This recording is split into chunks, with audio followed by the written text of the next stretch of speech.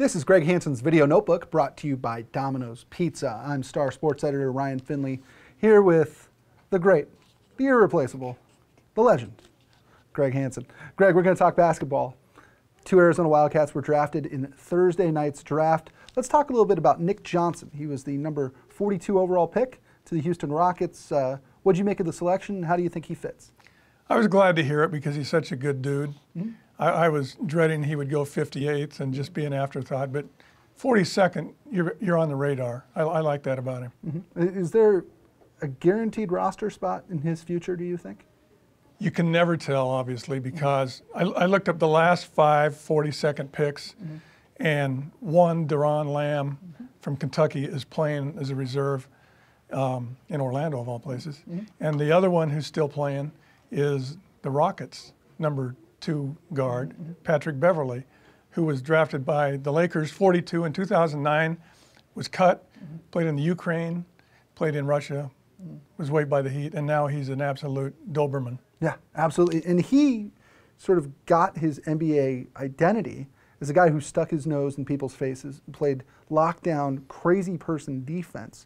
Nick Johnson is already a plus defender. What do you think somebody like Patrick Beverly could teach him about how to defend it at the pro level? I think he teaches by example. Everything. I read a Sports Illustrated article on him about 3 months ago. It was outstanding. I mean, that guy is the last guy you want to have guard you.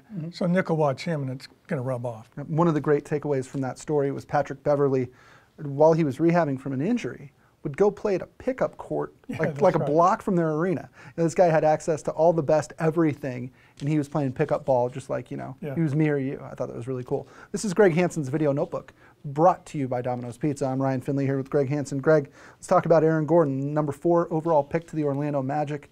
A selection that I'm not sure a whole lot of people saw coming. What do you make of that, and how do you think he fits? Good for him, and with a motor like he has, I hate to use such a cliched term like motor, but who has a motor like that? Yeah. That's why they took him. That guy's going to play defense his whole career. And there's so few people like that with a good attitude.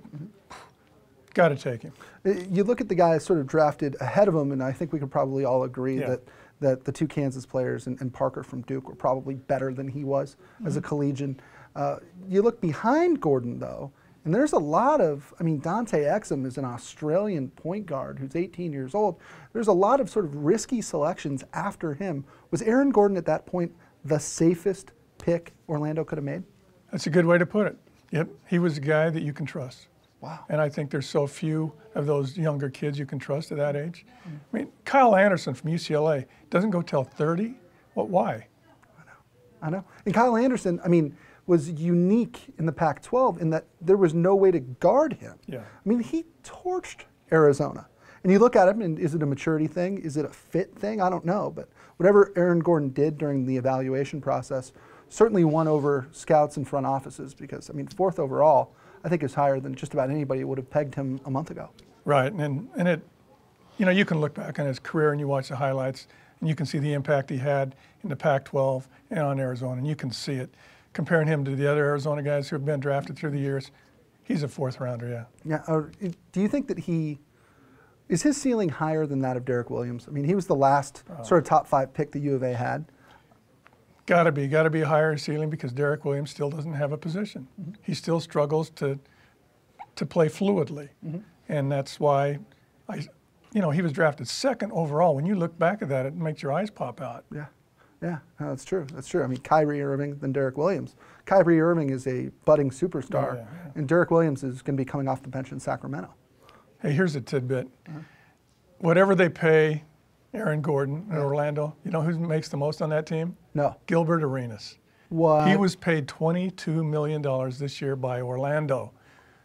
To not play? As part of the amnesty. That was his last year on the books. So now Gilbert Arenas is a free agent again.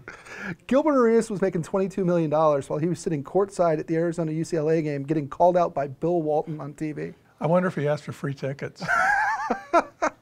That's crazy. Well, it just goes to show that this is a U of A basketball world and we're just living in it, huh? Gilbert Arenas, all these guys, it's crazy. For Greg Hansen, I'm Ryan Finley. This is Greg Hansen's Video Notebook, brought to you by Domino's Pizza. We'll We'll see you next time. At Domino's, we're slowing down to make our handmade pan pizza the right way, taking our time to hand press the fresh dough into the pan, adding 2 layers of cheese, and slowing our ovens down to get the crust golden and crispy. So try a Domino's handmade pan pizza with 2 toppings for just $7.99.